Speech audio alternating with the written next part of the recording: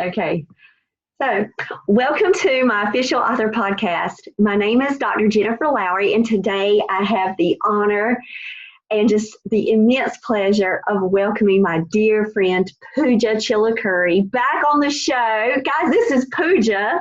Thank you for having me back. Yeah. So, Pooja is my author friend. I can call you a friend now. And our story, I think, is just one that is a testament of connecting with people and just allowing the Holy Spirit to bring author friends to support each other and encourage each other. And we met in an online Facebook group. Yep. Yes. And when I was invited to be a part of that group, I would have never known there was a Pooja there, and I'm just so glad. I would have never found you, Jen. So never. Yeah. Like we say, and we are even living in close proximity to one another. How about that? But we would have never found each other.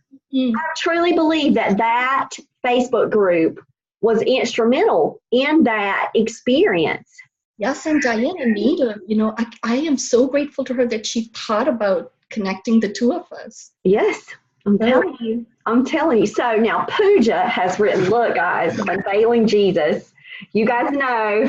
So I will tell you, it's hard for me not to keep reading because but I'm really trying to discipline myself, stay with the day, stay reflective in what you have, and go back over some of the points that you bring out in each day. Because I'm the type of person that wants to just keep going and going and going and going. Get to the finish. But you're allowing me to slow down. Oh yes, that was definitely my intent, Jen. It says taste and see that Jesus is good. So tasting takes time. You gotta really roll it around in your mouth, your tongue, taste every bit of it, right? Right. So tell me, okay, so you have 2 other books. How long did you know you were going to do Unveiling Jesus? Was that in a plan? Were you like, I'm going to roll out 3, or did it just inspiration hit you about Unveiling Jesus? No, it's been kind of like both. Like these things have been sitting in me, like, how, I know you know this because you write. Sometimes you can see pictures in your mind and you just have to, bring it out on paper. Mm-hmm. The pictures and the images and, just the different scenes. Sometimes, Jen, I feel like I'm right there, that I can see him on the shores of Galilee's lake or cooking breakfast for his disciples and stuff like that. And sometimes those scenes come to me. And then I feel like I have to capture that. And it's like taking a picture. You don't have a camera. You don't see him for real. But, so I do that. And then one day I was just sitting with all those images. And then it just hit me that I couldn't just keep it to myself, that I had to start rolling them out. But these have been coming for 2 or 3 years, like differently. But the inspiration to actually put it in a book and do a series, that just happened this year. But you write with such power and authority in the word with the historical context, but you do it in a way that anyone could pick up your book. Anyone with any background, without having a religious background, and they're like, so what does that mean? I hear people talking about this or that. You describe it in a way that's touching and beautiful. Thank you. And the person can leave today actually understanding what Jesus meant about, I am the bread. Oh, thank you. Do you see what I mean by just the simplistic beauty of what you do, though? That's one of the things I love about you, Jen. You get me. You get what I'm writing. It's there. I can't help. My Holy Spirit gives me the goosebumps. It's there. Yeah. And then the way you describe it. Okay, I'm not going to spoil it. You guys have got to go get this book. But when you said God-shaped vacuum today, and that we have that, and that we can all feel it with all of these different things. Yep. Come up empty-handed. Yeah.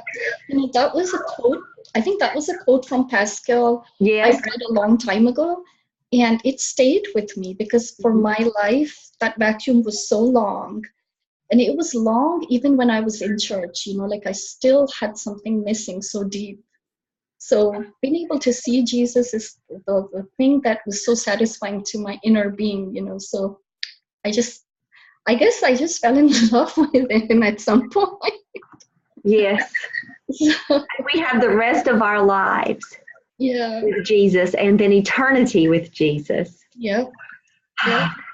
So, okay, first, the book, not only are your words just masterful in the way that you describe the Passover, this Passion Week, but your book, I love the cover.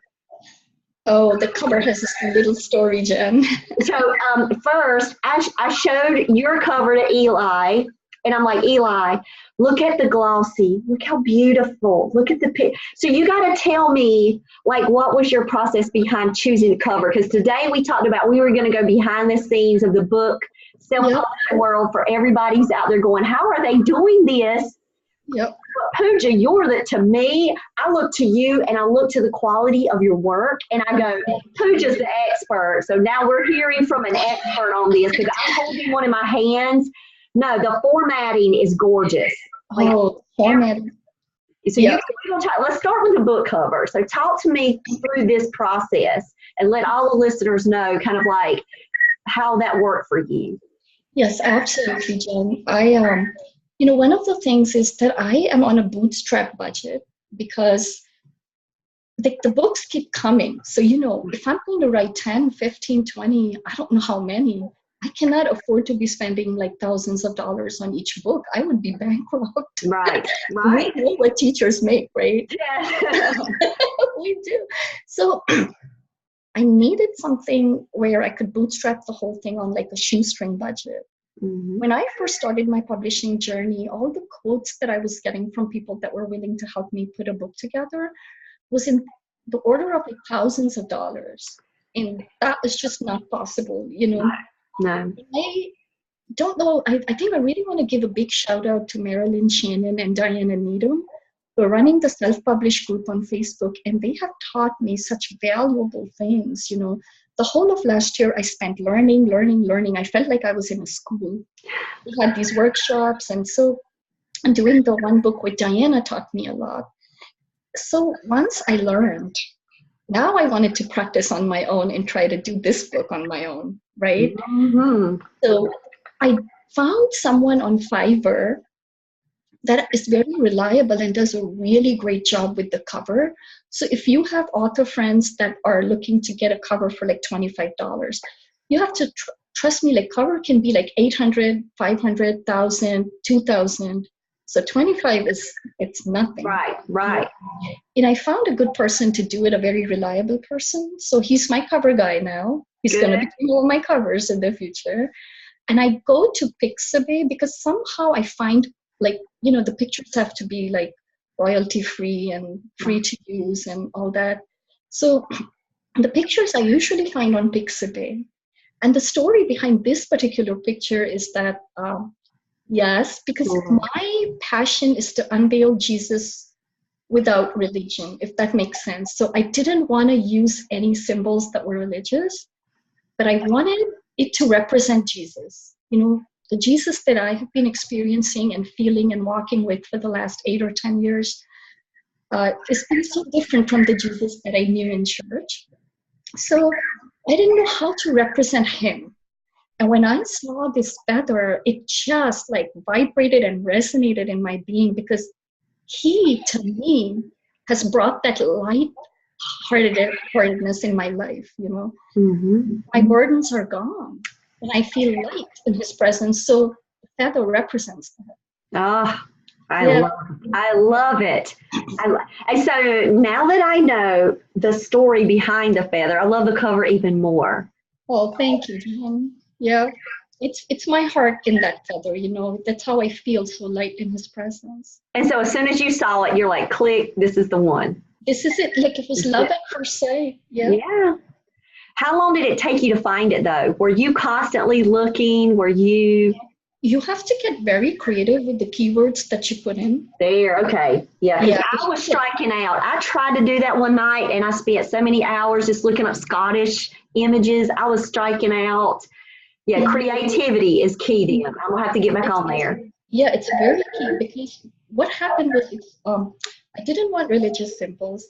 And if I typed in the word Jesus, they were just throwing the regular things at me, you know. Right. So then I thought, how could I be creative about that one? So I typed in the word spirit and wind. Okay. And you got the feather. I got a feather. Oh. Yeah. Okay, so then the words, the unveiling Jesus through his passion, all of this, that was your Fiverr connection. Yes. And he helped build the beauty of that. And so you bought one of those wraps because it goes, you did the front and the back, or did you just do the front? No, he did both. And he did my Kindle cover too. So the $25 was for both. The Kindle cover, the book cover, the back cover. And you know what else I got, Jen? I got a barcode for free. You can go online and create a barcode and you can embed, like, you can put like your price of the book and stuff on there. So I generated a barcode for free. It was an online, I found, you can just type in Google, you know, free barcode generator for print books. Are you serious? Yeah. I've been hearing these horror stories that you have to spend a crazy amount of money for ISBN numbers. ISBN numbers, yes, you know that, well, I did buy my own ISBN because okay, so which one are you talking about then? If you flip the book like this, let's see if I can. Okay. You see this barcode? Right. Yeah, it has the ISBN, that's mine, but the barcode itself, Bowker is the ISBN agency that's going to try to sell you these barcodes, but you don't need to buy them. You can get them for free. Oh, so you had to have the ISBN number first. Then, okay. I thought you were, okay, I'm back. Okay, my brain's back. Okay, so tell me about the ISBN journey piece, because I've been a little like, with Kindle, it'll generate me a free ISBN number, and so I don't have to go out and do that. So tell everybody what happens with going out and getting your own ISBN. Yes, definitely, because I have, with my first book, I do not own my ISBN because I had outsourced that to somebody else. I do have the full copyright on that. You know, the ISBN is what makes you the publisher of your book, like you own the book. So even if you go with a different publisher and they have the ISBN and they give you the 100% copyright, you still have the copyright, means that you can print your book with whoever, you still have the rights to your book. The royalties are yours, but the ISBN defines who the publisher is, right? Mm-hmm. So why is this important?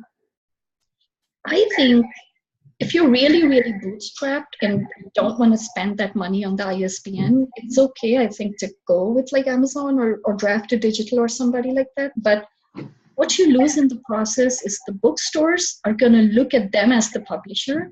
Right. Sometimes bookstores don't like have Amazon stuff that Amazon has published. And I've seen that a lot because, you know, I'm trying to set up the book tours. And so when I'm looking at the submission guidelines or the author guidelines, it'll say, no, you have to go through Ingram Spark, or you have to go through here, and they'll list with the ISBNs because of that.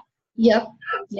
And so also, you know, if it's just one book, somebody's just doing it for the first time, you know, for me, what happened was I had so much download going on up here that I knew it's going to be more than one book. So I went ahead and purchased the package of 10, because I just knew that I was going to use it. Wow, look at you. Yeah. So you have 10 ISBN numbers. Because you can buy them in bulk and it's cheaper. It is cheaper, yeah. It's cheaper. And if you know you're going to write more, it's worth it. But if you don't know, you're not sure, and you don't want to, you know, it's hard. Putting a book together, it's expensive. Right. So I don't think there's anything wrong with getting somebody else's ISBN, but you have to understand how that limits you know. Right. So you need to weigh out the pros and the cons, and what are you willing to do? And so did you have a particular place that you would recommend for people to look for ISBNs, or just go out and do Google searches and compare? The only place I really know is Bowker, Bowker. Okay. So I was directed there, and that's where I went. But Okay. they have so much stuff that, I'm being honest, if they try to sell you so much stuff, don't fall for it at all.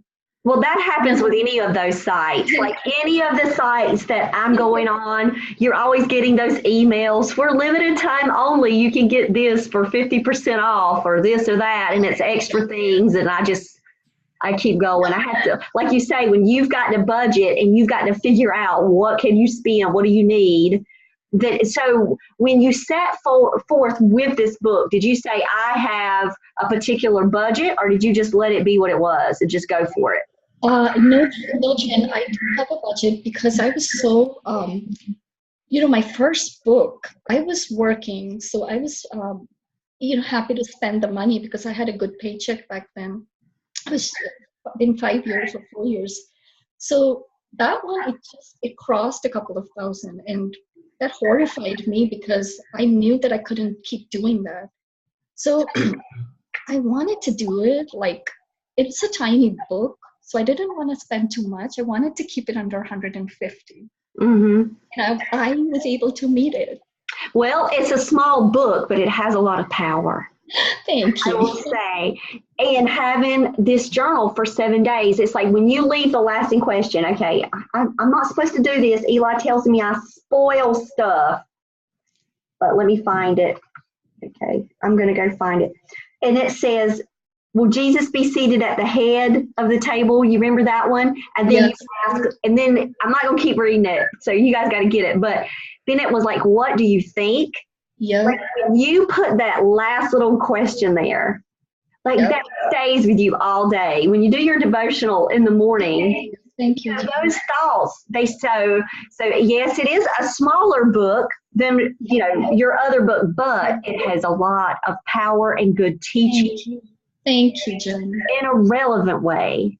I Tell me about how the inside, because I look at the inside, I'm so impressed with it. It is so professional. Thank you. Did you do so we had even went back and forth. I think we were talking about the Kindle Unlimited, not the, what is it called? Oh, the Unlimited. I know what you're saying. It's the word. It's the Kindle Create. Yeah. Kindle Create. Yeah. And so I played around with Kindle Create, and I did that for my teacher challenge because I just wanted to go through the experience. And I will say that I felt better about the formatting after I used Kindle Create than just me doing it on my own. Yep. But tell me, because yours is pretty.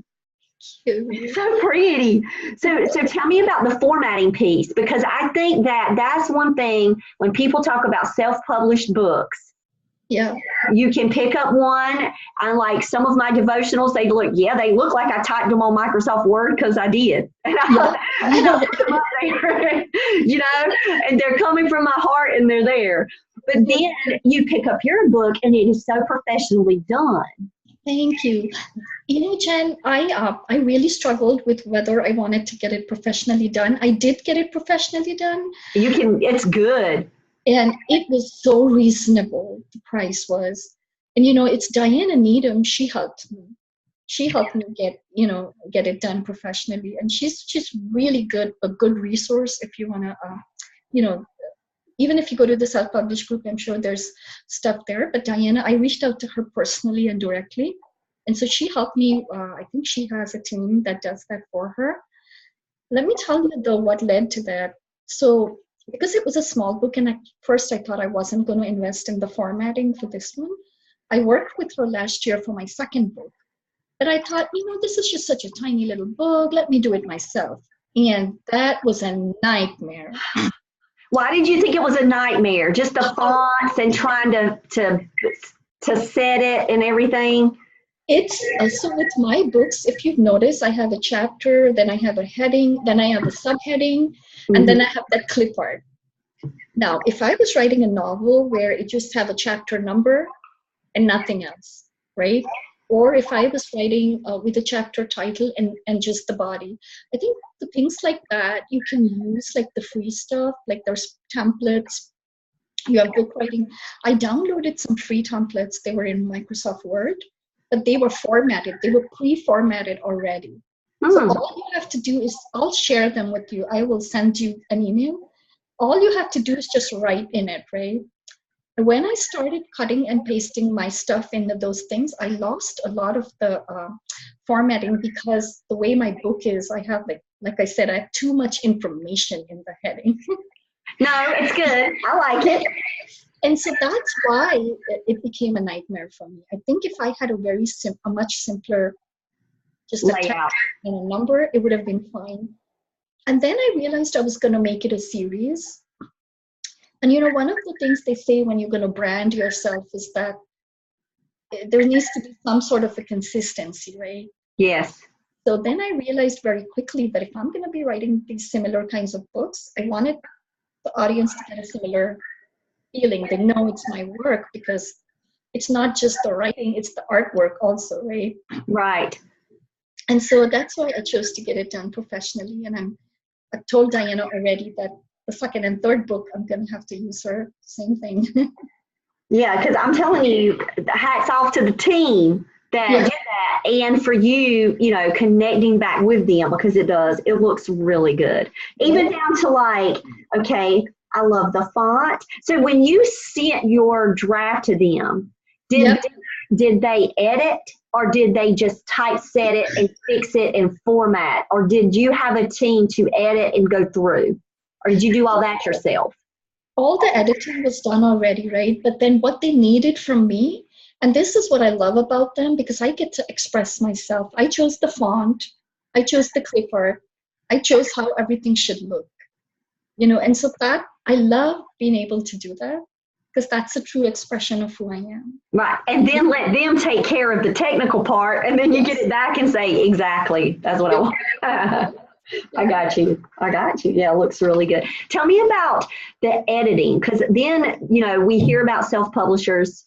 They'll say, well, they're spending all kinds of money on editors, or should I get a team? Did you have somebody to edit, or did you edit yourself? So I have to confess on this one, I did a lot of the editing myself, because that was the hardest thing for me, because the money that you had to spend, it's like crazy. I was quoted stuff like 5 cents a word, or, it adds up when you have like 20,000 words, what I mean? It's not cheap. But I will tell you what I used and how I did it. So what I tell myself, and I challenge myself, Jen, is that as an author, as a writer, I have to keep growing and learning. Yes. So even if I hired, for my first book, I had a professional editor, because I had no idea what I was doing. I didn't even know that I was going to be writing more. But the second book, I had a dinner with my English teacher, and she helped me, kind of coached me and helped me. So I took that learning and I applied it to my third book myself. Very proud. Yeah, and so I used Grammarly, of course, but you have to be careful with Grammarly, because it proofreads, but it's not perfect at all. You have to be the boss of Grammarly, if that makes any sense. Just like with any Word document checker or anything, I'm telling you, I could be the salesperson for Grammarly, because it has truly helped me. I love it too. You have to go through it, and then you have to make your decision. Well, no, I might have used that word over here, but I still like this word here. It matches what I want. So yeah, you're right. You still have to be the boss of Grammarly. Yeah, Grammarly. And let me give you a little tip also, because I'm all about saving money, right? I use their free version, but what I do is I pay attention. So you know what they'll do, right? They'll tell you, if you had the premium version, then this is what the premium version would flag, but they won't tell you the correction unless you pay them, right? Right. But I take their flags, I take that feedback, and then I Google each one of them. I'm like, what does it mean? Passive voice misuse. Let me go find that out. And you're learning. And what I loved about what you said is that you're constantly learning. You spent last year researching, connecting, just that's how, and then growing. And you see the stages that you've done. Yep. And there's got to be a sense of accomplishment with that, though, because you're taking this very seriously, the author world very seriously, and you want to pour your heart into it, but then what's your product, you want to be like proud of the product that you're having too out there in the world. And it's Right. Thank you. And I do have a secret. I have a beta reader that's awesome.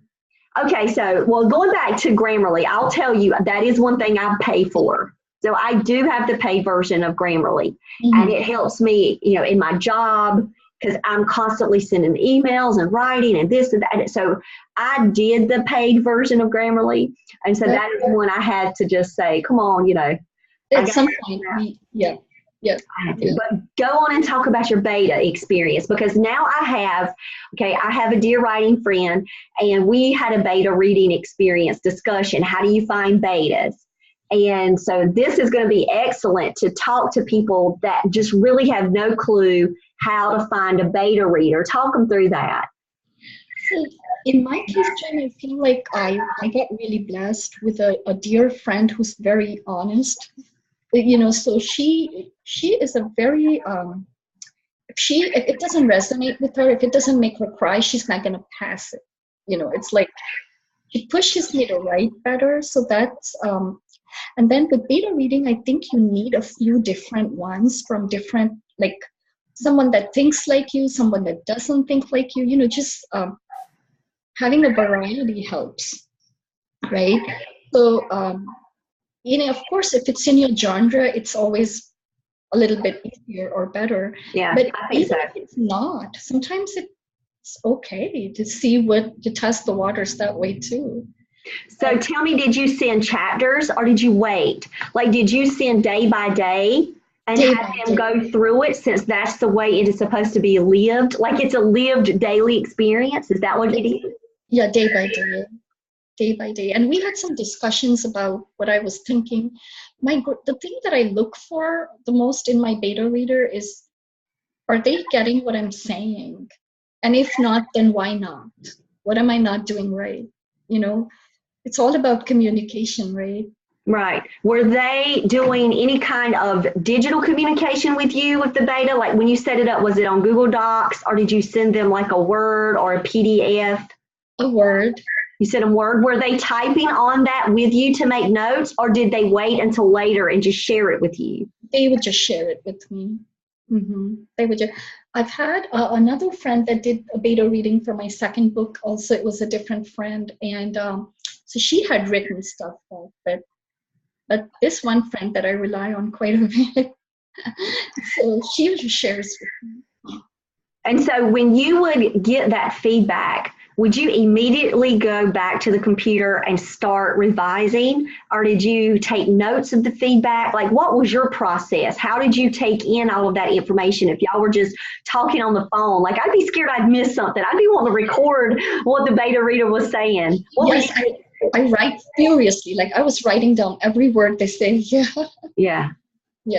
And so how long, did it take you to go back in and revise? Did you have a lot of parts that you needed to clean up, or was it pretty much there? No. The thing is, with this particular person, she holds me accountable to myself.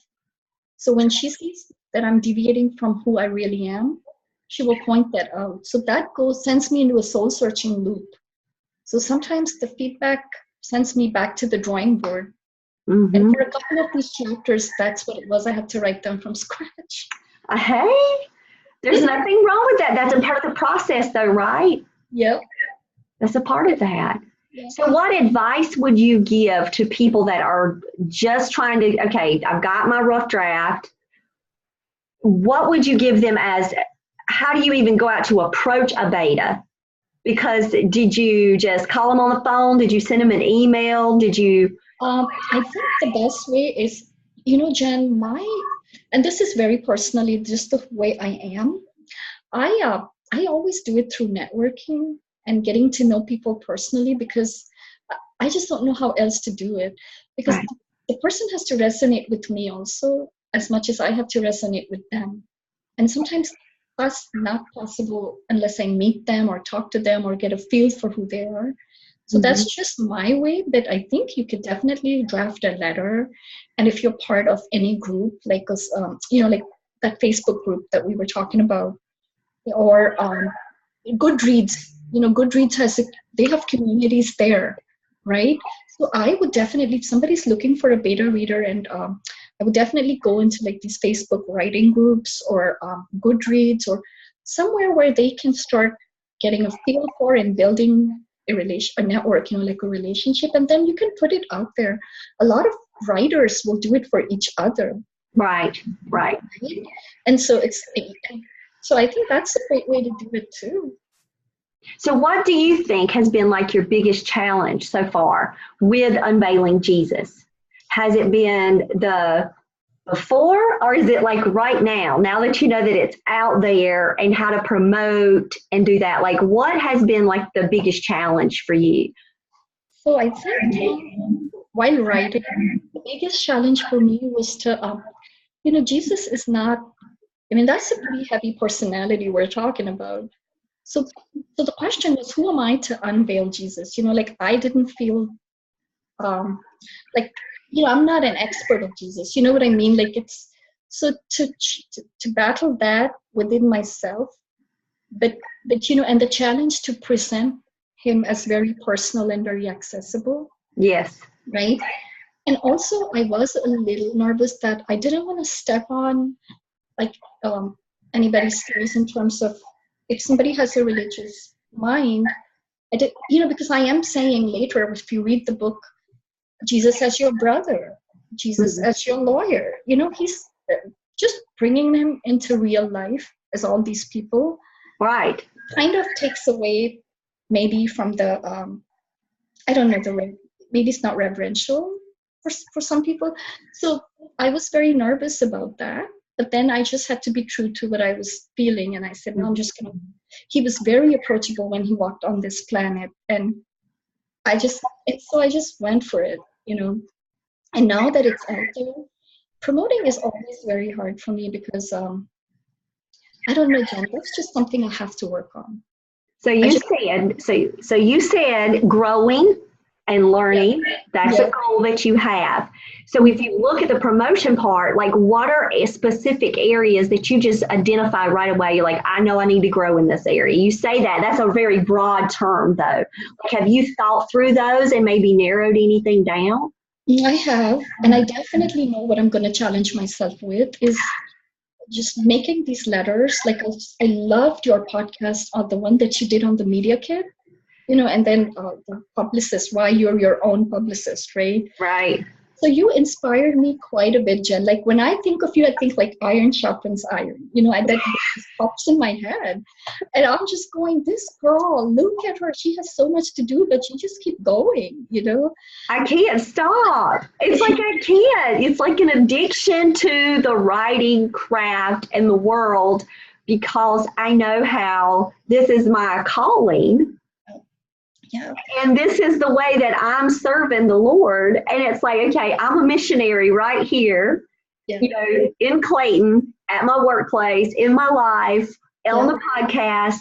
And I'm like, I've got to keep helping. I got to keep going and learning so that I can do it. So then I can tell other people about it. I love your spirit and your energy. It's been so inspiring to be listening to your podcast. And I have challenged myself to go to my media kit and to write letters and to put myself out there and see if, I can set myself up for more speaking engagements or interviews. Yeah. So I think that's been where I have held back. But you shine. You shine. And I have proof that you do because Pooja did a talk for high school students. Oh my goodness. Kept them engaged. They were so informed. Thank you. The student that took the book that day, he actually did his report on the book. He just finished it last week. So I'll let you see what he did. I would love to see that, Jen. Yeah. And so I just want to tell you, you are amazing up there. You look like you have been speaking in front of high school groups forever. No, that was actually my first time. And you said you weren't even nervous. No, I don't know why. I really had a good time that day. You did because you were there serving the Lord Yeah. and just trying to help youth, speaking health and nutrition to them. And you were expert Oh. Pooja. I said, that's my friend. I was so proud. Thanks, You Jen. got that. You've got to now take all of that energy, that strength you had that day, and now turn it to unveiling Jesus and your story. Oh, thank you. Yes. Because you have it, Pooja. Oh, thanks, Jen. You have. Thank you. So you the media kit. Have you been emailing? Have you been sending out? You challenged me in February, and I followed up. So I have emailed one person. Okay, just one, but I did it. Hey, there you go. They haven't said no, but I'm still waiting to get a firm response. I've sent them a link to this book also. So let's see. Okay. Well, I'll be praying for you, Pooja. Thank you, Jen. And so, talk about your Facebook Lives. Are you planning on doing more of those? Because So, Jen, it wasn't live because I'm still so afraid to do a live. I recorded it and then posted it. well, guess what? You're doing a live right now. You realize That's right. That's right. This is live. This is unscripted. This is unedited. Right? This is so crazy. And we weren't even supposed to do this, but then Anchor messed up. And I'm thinking, thank goodness Ann and I practiced with this the other day. We actually did one was yesterday. That was the Lord setting me up for when we already had our scheduled interview for weeks now? Yes. And I still don't know why Anchor would not let you accept anything. So I'm going to have to play around with that and see. Maybe it's just meant for me to go Zoom all the way and then upload to Anchor and upload to YouTube. And then you're going to be on something else today. Yes. I told you we're going to do like the hashtag. What did I call it? That was so catchy. Without makeup, right? Women without makeup. What did you say? Yes. Women without makeup podcasting interviews. We could come up with some kind of little hashtag. It's spring break. We're right now. Oh my God. And yes, I am in my pajamas, and I have on my M&M pajama pants. I'm in my pajamas too. No, pajama podcasting. I think that's like the best idea. My bottoms are pajamas. Yeah, let's do it. We could have like pajama colors for all different kind of podcasts. Every book you have, let's have a pajama party. Right. Can we do it for every book? And we're gonna make Jen, you are so sweet. Pooja and Jen's pajama party for every book you write from here on forward. There you go. No makeup, no hair, nothing. No, because I think I brushed my hair like that. Well, I love it though, because it's not about us. It's about Jesus. Yep. It's not about us. It's about us talking to people out there, telling them about the process. You have such valuable tips for people. And so now I'm like, okay, I got to go check out this website. Now I want to go look this up. Now I need for my next book, because I'm going to self-publish in December an author challenge book. Mm-hmm. So it's going to be a challenge devotional for all the authors out there who've been kind of following me. And it's things that I've learned, and then I'm journaling that and I'm keeping that. But I'm definitely so happy that I got the paperback version of your book, because then I'm like, wow, not only do I get to keep it and you get to sign it the next time Yes. But I also got to see such great quality. And so now I know who I can trust, and then we have the same contacts. So yes, we do. Yeah. And I have one more tip I want to share with your audience. If they're self-publishing, and you talked about quality. So one of the things with that I decided to do for this book, and it's not really the best looking right now, but I don't know, do you see that logo? Yes, it says Christian Life Faith. Yeah. And right above it, it says Healing River Press. Yes. Tell us about that. So $26, okay? For $26, you can register yourself with the Wake County Register of Deeds as an alias. So that's just me. That's my alias. But it just gives that a little bit of an extra, Oh, fresh, yeah, like oomph, like a little lipstick. I don't know, yeah, that we're not wearing right now. Yeah, and for $26, it's so worth it. And hey, that's $26. You can choose up to 5 aliases. So it's like $5 a piece, What? Okay, so when I hear the word alias, okay, my author mind starts going, okay, undercover. Yeah, it is. It's exactly right. So with mine, when I went on Amazon and it had to say, who are you publishing this under? I used my business platform, Monarch. perfect. I use that because a part of Monarch is an educational service. It has author services, and I'm doing the freelance work. And who knows, once I figure out all the ins and the outs, Yes, then I can help other authors and help them publish and format and do all of that. I'm just not at that stage yet. you will be, Jen. But you will be. Yeah. Nothing stops a woman on a mission when she's wanting some. I mean, really. That's right. And so I'm just so proud of you all the way around. Thank you, Jen. Thank you. So we're going to expect to see more videos from you. Oh my goodness. I don't. Okay, I think if I get past that media kit challenge, I'll take the video one next. So have you thought of doing like a Facebook launch party for the book? No. I did that for the second book though. Last year I did. So I have practiced doing that once. And so here we go talk about the promotional piece. What do you think about doing all of the ads, like paying for the ads? Like, what's your thought about all of that? Because I have mixed thoughts about having a budget to pay for ads to get the word out there. It's really hard to decide to do Goodreads ads or Amazon ads or the Facebook. What are you thinking about that? Like, is that in your future to kind of go that way, or are you just going to completely just start building up your Twitter and start building up your social media?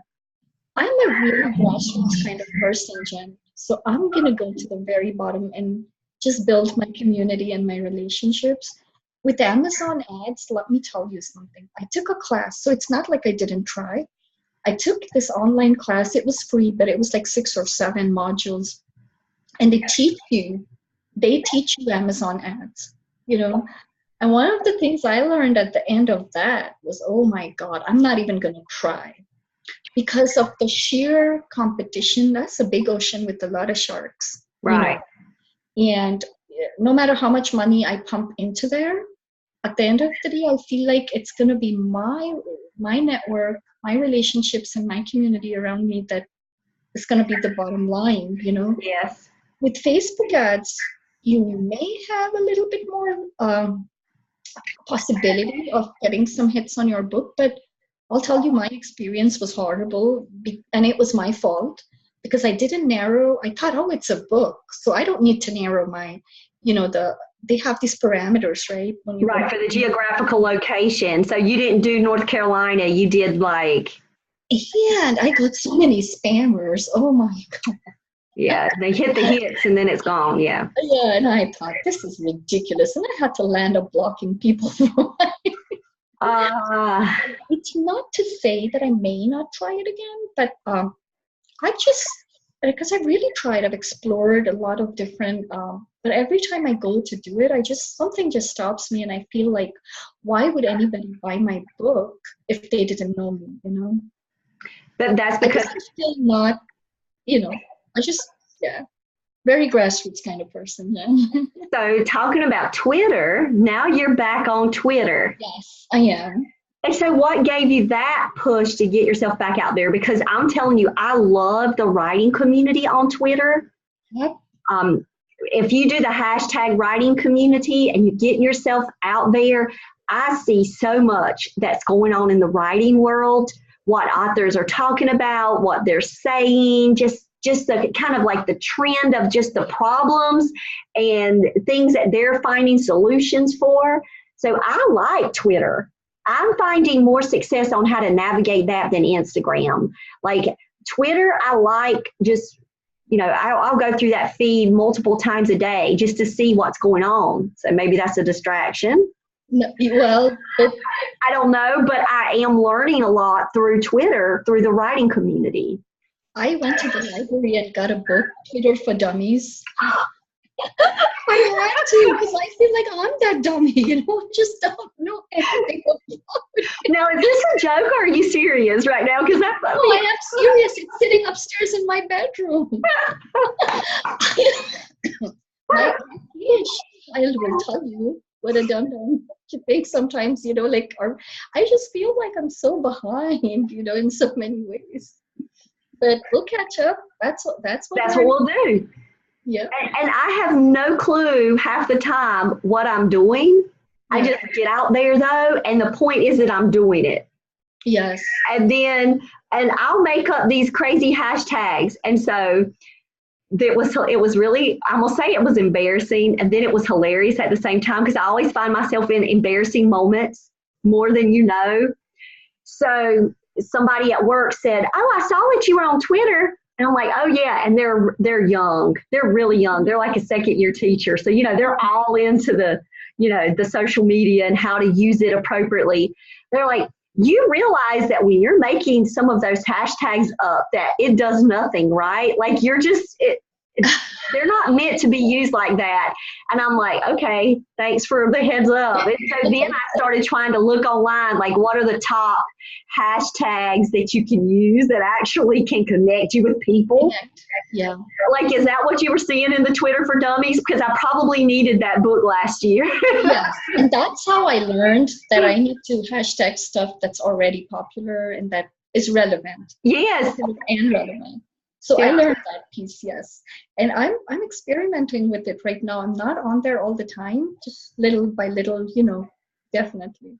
Well, I think like scheduling time, like not like you've got to get your calendar and say, "This is my Twitter time." Like, no, we don't have to go that extreme. But just knowing that each day, going on and communicating, that's how you'll build. Yep. And that's how people will get to know you too. And people might say, "Well, that's superficial." I don't care. I still enjoy the conversation because we can be so isolated as authors. Yes. If we don't get on these social media platforms, if we don't join the Facebook group, or, we don't have anybody really to talk to about this stuff. Like, who do you know that is in your surroundings that's an author? No, you're right. And writing it can be a very isolating experience too, because you have to get into a cave and do it. Mm-hmm. And then you don't know people around you, then there's just nobody to mentor or guide or, help you. It's so much learning. Do you remember the day that after you had the talk and we just kept talking and yes. It was like, I'm serious. I think it was like, 2 hours of just straight author. It was like we did an author dump. Like we dumped everything that was in our head. It was coming all over the place. And I really think that was probably the first time that I'd had an opportunity to stand like face to face. Yes. With somebody who, when I said something, you didn't look at me like I was crazy. That's right. Interested in what I was saying. You were like, "Oh, that happens to me too." It's like really nice. It's very precious to have that, Jen. Yeah. So all the people out there that are watching the podcast and listening to the podcast, don't discredit getting out with social media and meeting other authors, because you have truly blessed my life. Like you have like enriched my life. You have too, Jen. Yeah. Like seriously, like I got goosebumps, but like seriously, like I am just so happy that I know you. I feel the same way. I really do. It's like I feel like God put you in my life to give me that kick to get just go, Because if not, I'll just sit. So. But you've been going with Unveiling Jesus, making videos, and now look at what the Lord has us doing, making this podcast. impromptu. Like I had no clue I was going to be on a video. You didn't know. I didn't either. Trust me. I had to make the bed up. We don't have to tell Eli, but I had to make the bed up. I had to I gotta get my place like right here. But I love that about every day experiencing it and just going with the flow too. There was no stress either. No, I really love talking to you. So yeah.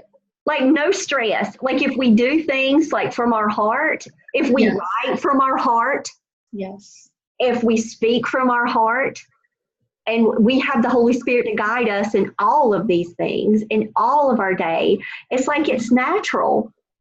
And I think that's why authentic sisterhoods and women in Christ, I think that's a true testament of what the Holy Spirit can do. It can cross any boundary. It can cross, this computer screen. We've got a boundary right now, but I feel like we're sitting right together in the same room. Because that's what the Holy Spirit allows us to do, to build and edify other believers up. And isn't that our job? Yeah. So I just want to thank you. Thank you. So, all right, tell everybody what's the next thing. You said you've got more books in the works. The series? Yes. So you're gonna do the same type of devotional, like a week-long devotional. What's your plans for your next? So I just thought of keeping them short. The next one is going to be Unveiling Jesus, the I Am. So it's going to be the I Am statements of Jesus through the eyes of John, right? Oh, I love John.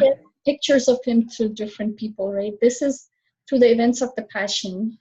This book was, more for this Easter or Good Friday, right? The events of the Passion done through the eyes of John, all the I Am statements. And then my final one for this series is going to be Unveiling Paul's Jesus, the Apostle Paul. Yeah. I'm ready for John. Me too. I love John. I love him too. Yeah. I have to say. Now, I want to know, do you already have everything written? Do you have just the images in your mind like you had for Unveiling Jesus? Like, what's your process for the I Am book? So, there's like these images that are coming, like I feel them right here, and I still haven't gotten the words yet. They haven't made it there yet. But I know they're coming. Yeah, I know it's coming because I feel it. It's literally like giving birth to something. You just feel, this is weird. You feel pregnant, like you feel like you're carrying something inside and that it's gonna come out. So I'm waiting for that get past that first step where it makes it to my head. Right. To write it down. But I do have like the chapter outlines. I have an idea of what, yeah. So you've typed out the chapter outlines, are you in your mind? Or have you written them out in a journal? What have you done? The outline, I don't mean a draft. Like I mean, I just have the chapter headings. Sorry, that's what I meant to say. Like I just have the content, table of contents outlined. So that's how you plan. Yeah, I first start with, I need to be able to see from the beginning to the end, how it's going to go together. So. Okay, so then all of these fancy author people in the world, they'll say somebody's a gardener, somebody's an architect. You're the architect because you got to have the plan. I got to have the plan. You got to have the plan. Do you have Paul's planned out too, or you want to get through I Am first? With Paul's, I have absolutely no plan. And I have no idea if it's going to come out as a fiction story or if it's going to come out as a reflection book. I don't know. But I keep seeing the title, Unveiling Paul's Jesus. I see that. So I know I have to do it. I just don't know yet what it's going to look like. And that doesn't stress you out in the bit because you know it'll come. It'll come. And you know what's funny, Jen? When one is done, the next one comes. It always does. Like I don't have to worry about where it's going to come from. And so you put this one to rest. Yeah. I woke up the day I launched the book was April 10th. And I think it was the 12th or the 13th. I woke up and I knew what the prologue would look like for John's, Wow. Yeah. Do you think you dreamed it? Or do you think that when you just woke up, it was very clear in that morning? It was weird. It was like, it was like very quiet and very clear. Like it's a thought, and then I have my phone next to my bed, so I just typing in the notes and then when I actually write it, it may not even be the same words. Because they involved, But you had to capture it on, so now you have your date. Like, I think that's important because that's a part of your author story. Yeah. Like knowing how that has worked and how the Holy Spirit just, gives you these gifts. Like you keep getting these gifts of words. Thank you, Jen. I'm happy because I get to receive them and I get to read them. Hey, you're the one to talk. Your poetry just makes me go crazy. Oh, dear. I don't know where you get those words from, Jen, but they really resonate. Well, thank you. I get, the other day somebody put on Twitter, we were talking back and forth because I started making the images and putting them on images, and that only happened recently because I did it as a classroom assignment. So you see how the teacher in me, I'm doing it with the kids, and I'm like, wait a minute, I actually like this. I think I'm going to apply this to my author life. Like, why haven't I done this all the time? So like you said, you go in stages. Yeah, it's something about me putting the image with it, and then it gives me a little bit more courage to put the poetry out there. Yep. Instead of just putting it straight on the blog, like where I knew nobody in my family would read it or anything, because they're not on my blogs. They've not subscribed. You know what I'm saying? They just, that's not what they do. Yep. But now that I make the images, I'm free to put those up everywhere. I'm throwing them up all over the place. And I'm like, wow, beautiful. Well, very beautiful. That's just me doing it like really fast, writing it down, no edits. No computer, just doing in the note section of my phone and throwing them up there, going, get it out. I need that outlet. We always have to have some type of writing outlet. Yeah. And so while I'm trying to run this publicity plan that I've put in place for Sweet Potato Jones, I've got to still write. Yes. But I don't have the time for that extensive, I'm going to sit down and craft a new book. Hopefully this summer I'm going to be able to work on one that I've got stored away, that keeps knocking, saying, come on, I'm ready. Why are you taking so long to settle yourself down? I'm like, school's almost over. Give me a break. Like, I'm homeschooling and teaching. Give me a break. It'll come. But how does your writing day look? Like, when you were writing, do you sit down for long extended periods of time? Because you have a family too. So, like, how are you balancing everything?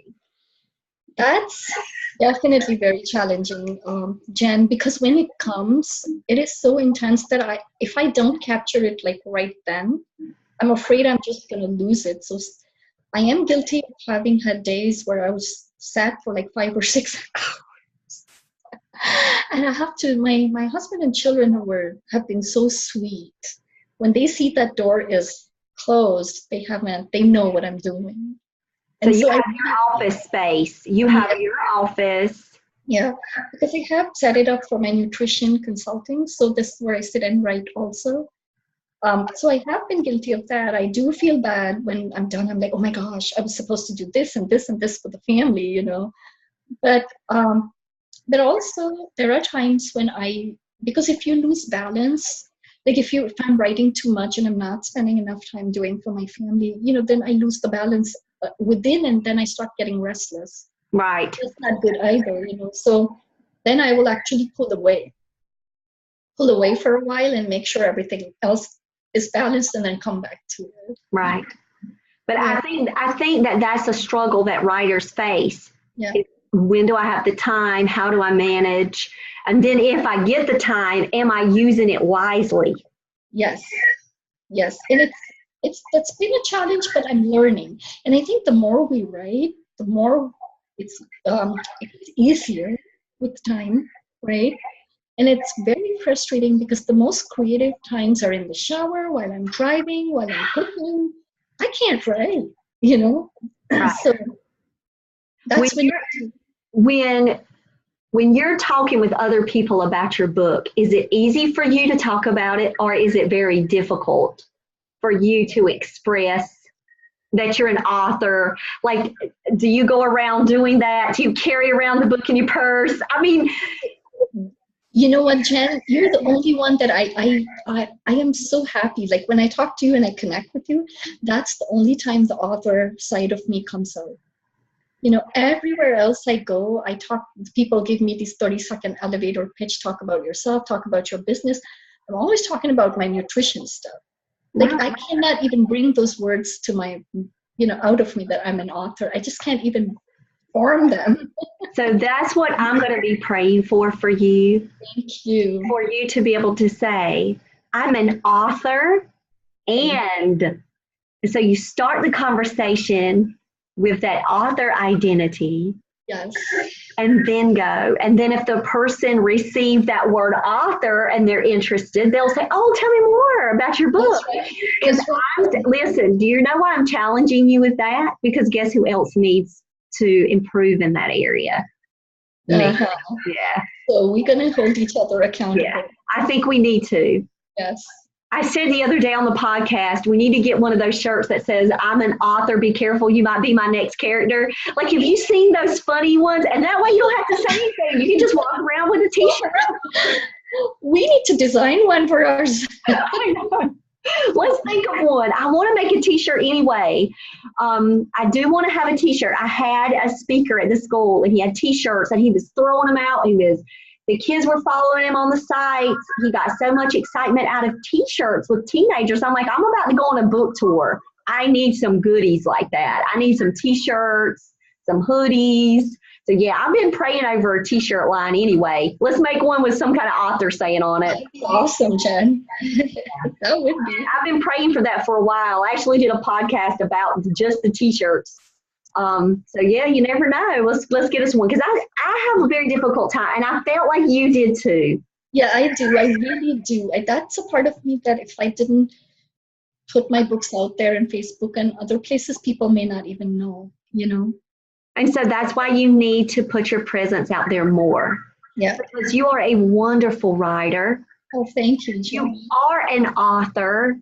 And so holding that identity strong. Yeah. Like, you're a representative of Christ out there. You're presenting his words. And so you've got to embrace it. And I'm talking to myself too. I've got to embrace it too. So I think it's time that we make that turn together. If we can sit here and do this podcast, oh my God, we can do it. We can do it, right? We can do it. And I'll be encouraging you along the way. You already have. Oh my goodness. I will. So any last words of wisdom from Pooja before we sign off today? You got any last words? The one thing that is on my heart that I really want to share with anybody that's planning to write, or even if you're not planning to write, you have a story inside, right? And don't let anything stop you. Like, the journey, don't be intimidated by all the things that it takes to make a book. Once you start the process, the help will appear, and you will find the right people and the right, connections and everything. So if you want to write, do it. Don't let anything stop you up here. I mean, I really can't emphasize that enough, because I let things stop me for like 2 or 3 years, and finally started rolling last year. And so now I'm going. Right. Well, I'm so glad you're going, and you're going to continue to go, because you've got all those 10 ISBN numbers, and I'm going to make use them all. All right. So, guys, I want to thank you for joining us on the Jen Lowry Writes podcast today, and go out there and write something inspiring and share it with the world. All right. Love you, Pooja. Love you. Jen. Love you. Thank you. Bye. Bye. Bye.